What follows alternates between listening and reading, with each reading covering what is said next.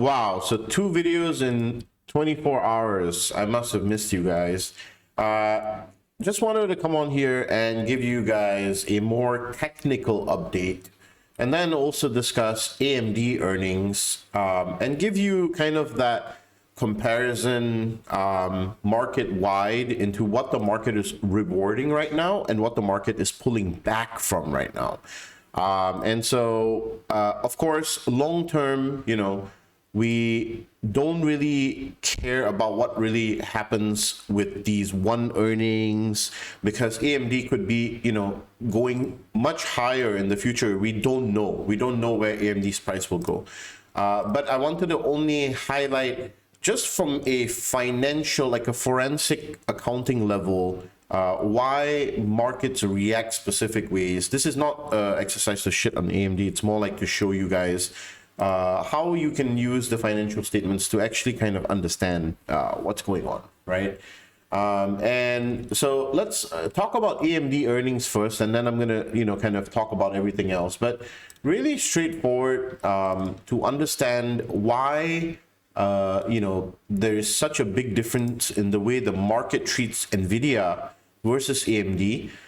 Is just only boils down to like one or two things. The first thing is that its revenues are growing, but growing at a very slow rate, which has the chances to snowball in the future if they manage to, kind of outmaneuver NVIDIA in terms of semiconductor production, in terms of quality, in terms of, just overall competing power, which that will be difficult, but if they can get there, then they can have a chance to grow this more significantly. Now, the only reason why I say that is because if you put these two businesses side by side in terms of comparison, right, you can see that there is a very big gaping hole in comparison. So just, looking at these two, you can see that the first things first, NVIDIA's its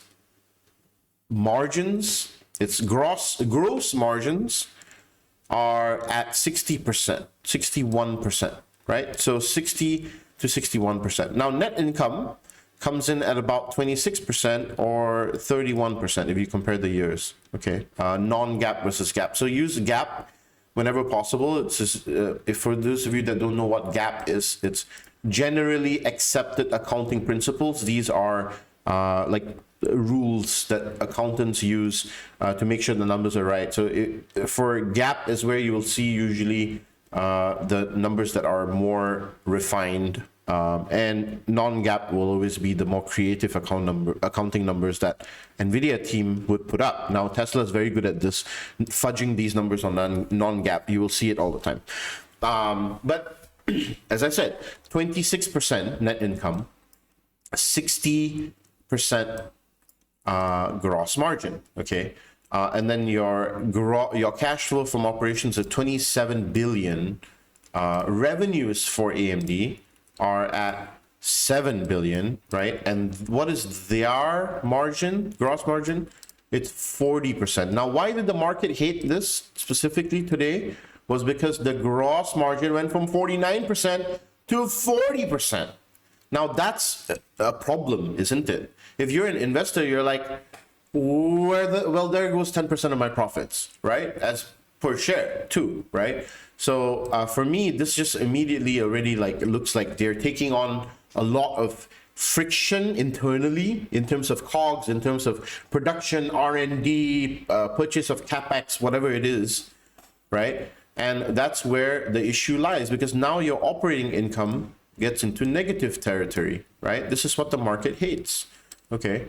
And it was positive from 1 year back, right? This year now, it's negative operating income, so the market doesn't like that. You're taking money away from shareholders, right? And though earnings per share were higher, right, and revenue was higher, the market does not like that. It's earnings got taken away, right? And so as a result, it's down 6%, blah, blah. Okay, now all that short-term price action, it will happen, right? The stock will go from where it is, it'll go down, right? Where's AMD? Yeah, here, right? It will come down, it will adjust, it will pull back after such a massive run, right? Probably come back at some point to test the 61.8 extension, which it already broke out of and retested strongly, right? This will be your next strong support will be $151 pretty much. If you really break below that, then you could potentially go all the way back down to intrinsic value at $120. That's worst case scenario, right? But this can also come to 150 and then decide to bounce and then head higher and finally break the 187, which it has failed in previous time between this range, 185 to 187 ish, right? And then it can go higher into 220 or so, but that's probably only after a few quarters. So expect a pause in aggressive upward pricing for a short term, and then when the sentiment around AMD improves and they do things better and they are able to grow their gross margins up and then take less money from shareholders and grow their revenues at the same time, then the stock will be rewarded again. But when you put these two companies together side by side, they are barely operating in a duopoly, right? Barely. Like this is not even comparable in terms of just look at that, right? 44 billion in revenue versus 7 billion, 60% in gross margin versus 40%. Operating income, massive 28% growth here, negative for AMD, right? I don't even have to say net income, right? Somehow, there's just no comparison, okay?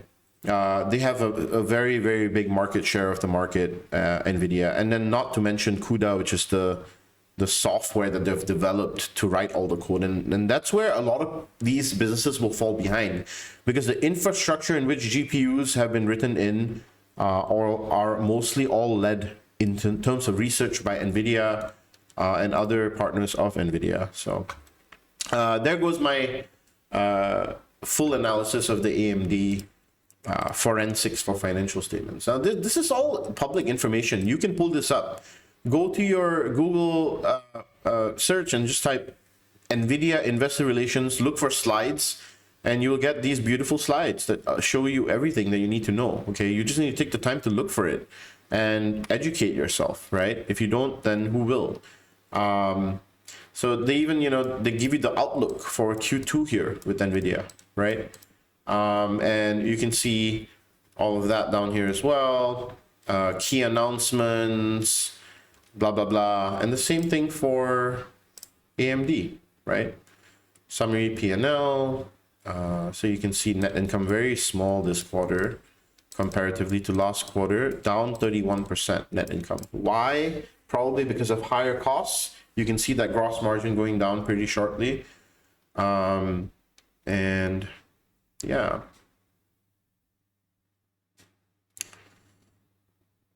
Here you have segment results, so you can see exactly which segment was the problem. So data center revenue got hit pretty bad in terms of numbers from year over year, down 121%. Revenues were up though, just that operating income, right? That's where the issue is. Operating income for client and gaming, this was up. Okay, that's good. I probably contributed to some of that. And these are your individual margins, contributions. So yeah. Anyway, this stuff you can read on your own, right? I'm not going to go through every single detail, but my point was to show you the differences between the quality of the balance sheet, income statement, and statement of cash flows between both businesses. And that in terms of income summary of financial statements rather than individualized. If you deep dive into both of them individually and do a full forensic on every line by line, I can assure you that you will come to the same conclusion, right?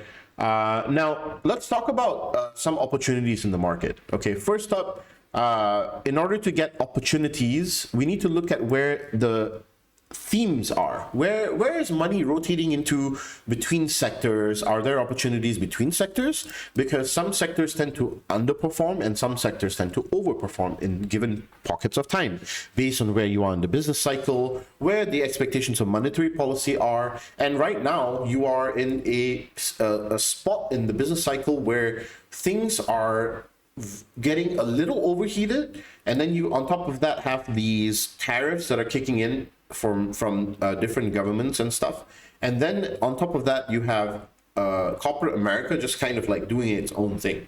Very strong economy, very resilient labor force in America, and at the same time you have to understand that monetary policy is about to be loosened. So though 70% of the monetary policy case being loosened has already been priced in, that's the reason why we have broken all-time highs, right? So this is the amount that has been priced in. Now, it is very natural for the market to pull back into a zone of previous area of breakout, okay? Because it needs to go hunting for liquidity in order for us to get the next move to the upside. Okay, and so these pullbacks that happen are very, very much needed in the short term in order to keep prices and expectations down. Because when people panic and fear and they sell abruptly, those create opportunities for us for specific stocks that are on discount. So you may ask, what is one specific stock that is on a discount? CRM, right? And it's actually about to probably get into more of a discount, right? The intrinsic valuation of this, which I did just recently in May, right, was $318, okay? And this stock is currently trading at $247. So it is actually trading at a discount from where it should be. Now, the reason why the stock is doing badly is for all kinds of reasons, right? I'm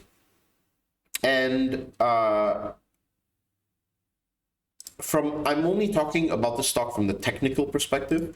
I haven't got a deep dive into its financial statements, but with AI coming into the picture, I think the sentiment for this stock is very bad right now, because everyone's thinking, how are they going to pivot using its big, cloud software that it has, and how is all of that going to work with the new AI systems that are coming up. And so the market's kind of discounting this temporarily until that comes along.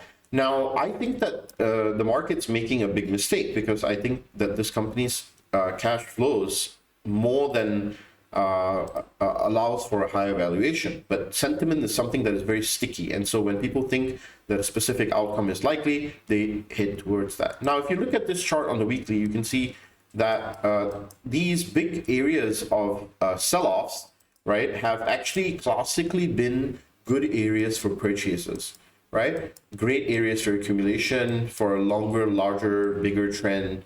And the general trend is still up, right? We are in a position here where CRM may come a bit further down into this liquidity zone that is right below it to draw on some liquidity. You can see that the higher volume than usual on the weekly chart shows this. So anywhere in the $230 range all the way down to the $215 range seems like a great spot to enter long, because it'll give you a great decent risk to reward ratio to the upside, right? Imagine if your risk is somewhere like, even if you go all the way down here, right?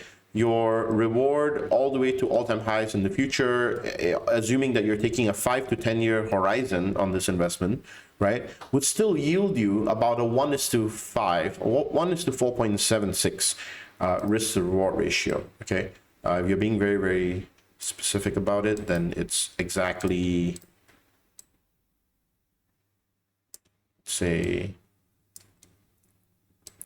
1:3.38 if you're being very nitpicky about exactly where your entry is and exactly where your exit is. But for me, if I'm buying it, I'm just buying it at a discount, and I'm hoping that it comes down here. So now, how do you take advantage of this? Number one, buy outright shares in the said region, right? Between 212 to around 230, okay? Number 2, sell cash secured puts at the precipice of where your strike is. So let's say this is the bottom of your zone. You don't mind owning shares at this price at 210. Let's say, for example, sell 210 puts when CRM approaches 230-ish. When it is here is when you sell the puts, because you're anticipating that you get a bounce in this area, but you don't mind owning the shares at this price. So you will get to collect a premium, a small premium. Okay, you can, and I can go through this with y'all to show you exactly how much of a premium you can get, right? For example, 1 month out, right? So we'd go CRM, where is my CRM?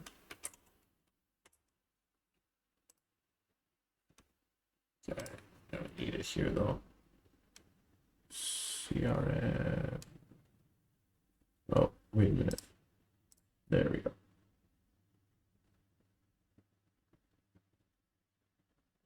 Am I blind?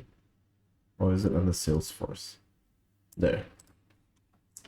So puts, or actually let's do both, but you can see. So let's see 1 month out, right? About there. 30 days, this would be ideal. Because you'd have maximum theta decay. So let's say, what was the strike we were looking for? It was, let's say 210, right? 210 strike, okay, 30 days out. So you would receive somewhere in between the spread. So assuming around $1.30 or $1.40 maybe. The spread's kind of large, so this is actually a bit wonky. Maybe during market hours would be better to survey this, but you would receive average $1.30, which means that your actual entry price is 210, which is the strike. If the puts get assigned, right? Let's say the price breaks below and these puts get assigned because you didn't mind buying them there anyway. It would be 210 minus $1.30. Cents, right? Which would be $2.80 something cents. Okay, so the idea is your shares would be received at a discount less the credit that you receive for selling the puts. But if not, if CRM bounces from here, then you get to keep the credit and you don't get assigned the put. Okay, so you get to keep the $100-some basically. So that's the second way. The third way is you can buy calls on the bounce of this zone, and only upon a 2-wave confirmation on the 15-minute chart. Okay, for example, the last time that this came here, right? You need to wait for a bounce of, hold on, this is not a good example. It's a bit better, but still pretty extreme. Essentially, you need to wait for this thing to bottom out and then break the previous highs if there's a previous high here or a previous low that was a high, and then come back to retest that level before taking more upside. Okay, this will take some time. So anyway, I'm just putting this very detailed plan in your radar ahead of time so that you have opportunity to catch this one. I think it'll be a great trade when it does form, and we can, you know, do a play-by-play of it. I'll give updates on this position weekly. Okay, next up is Baba. Also another one to keep on your radar. Pennant style trade, has very specific breakout levels and support resistance levels. So pretty simple to trade. If Baba bounces here, breaks above 123, then it is very, very good risk practice. If this breaks out, comes back, bounces here, you can take a very easy 1:2 risk to reward ratio trade up into the supply zone. Okay. If it breaks down, then it needs to come back to retest, and then you get your entry to play this down. And that also can be a nice 1:2 risk to reward ratio trade. So let me show you the long idea first. Entry would be on the retest of this. Your risk would be literally below this. So here you have about a 1:2 risk to reward ratio trade. Okay, that's your upside trade. And downside trade would be break of this. Your target would be down there. Your risk would be right here. So the downside trade, not so great, 1.65, but still decent if you're catching intraday or even a 2-day swing, right? Just make sure that you're choosing the right kinds of contracts. That's the main thing. Y'all always mess up on the types of contracts. And yeah. Okay, next one, Tesla. Also forming a wedge. So wedge came out and then now another wedge, right? And has the capability to potentially break out of 312. That will be the key level here, right? 312 key level, breakout, retest. Then you have a decent trade to 335 because you can take risk off around 305. Okay. So to show you that, and this would be the entry, risk off below, let's say around here, right? This is a 1:2.36 ratio trade. Not bad, not bad. That's a good one. Downside, you'd have to break this level here, right? And then your entry would be around here actually. And then this is a bit more funky. You would be aiming for 273, which is very improbable. So then you would have to go for a more realistic target, which is 290. And your risk off would be all wonky, giving you a less than 1:1 risk to reward ratio trade. So is it good to play the downside trade on Tesla? No. The structure does not support that. The structure does not. So it's more of a better punt to take the upside than to take the downside. The downside gives you very low risk to reward ratio. So I would actually skip the entire downside because you have this level here and then this level here. This level to get to is pretty improbable unless there's a massive crash on Tesla for no reason. That is a big if, right? Which can happen. Don't at me for it for happening. I'm just saying that I don't like the risk to reward ratio of the downside. I like the upside trade better. So if it plays out the upside, I will take the upside trade. If it plays out the downside, I will ignore it. Very simple, right? Keep your decision making very simple. ARM, this is another setup. This is what we call an exhaustion gap, where the stock has been rallying for a while, and then a whole bunch of people changed their minds over earnings, and then now the stock is exhausting, so it's kind of pulling back.